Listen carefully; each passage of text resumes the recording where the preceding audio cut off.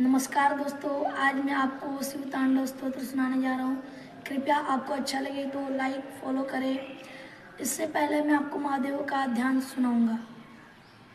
ध्याये नित्यं महेशं रजतगिरिनिभं चारुचन्द्रावतंसं रत्नाकल्पोज्ज्वलांगं परशुमृगवरा भीतिहस्तं प्रसन्नं पद्मासीनं समन्तात् स्तुतममरगणैर्व्याघ्रकृत्यं वशानं विश्वाद्यं विश्ववन्द्यं निखिलभयहरं पञ्चवक्त्रं त्रिनेत्रम्।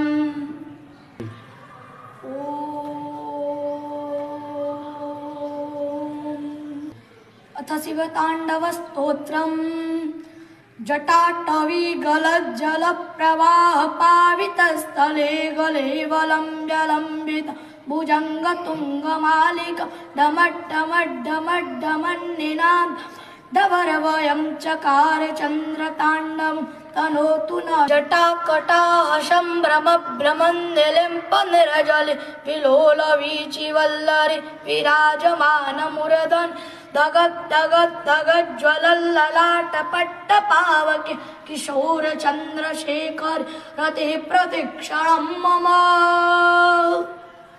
धराधरेन्द्रनन्दिने विलासबन्धुबन्धुरस्फुरद्दिगन्तशन्तः प्रमोदमानमानस कृपाकटाक्षधोरणे निरुद्धदुरधरापद क्वचिद्दिगम्बरेवन् विनोदमेतु वस्तुनि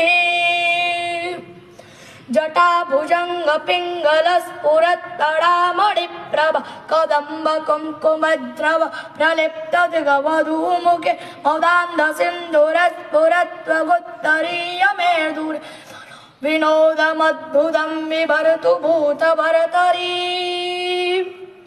सहस्रलोचन प्रवृत्य शेषलेखशेखर प्रशूलधूलधोरणि विदूषराङ्गपीठ भुजङ्गराजमालया निबद्धजाटजूटक श्रियै चिराय जायद चकोरबन्धुशेखर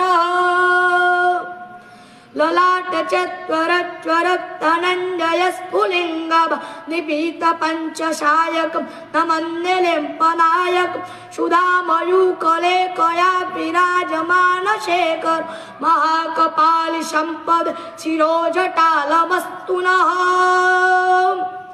करालबालपट्टिका दगद्दगद्दगज्ज्वल धनञ्जयाहुतिकृत प्रचण्ड पञ्चशायके धराधरेन्द्र